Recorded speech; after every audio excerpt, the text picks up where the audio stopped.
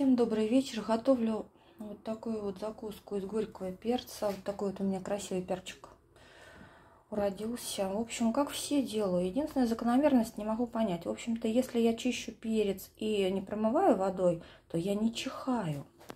А если промываю, то вообще дышать нечем.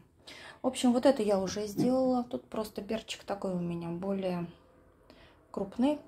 А здесь я решила порезать. И добавляю чесночок.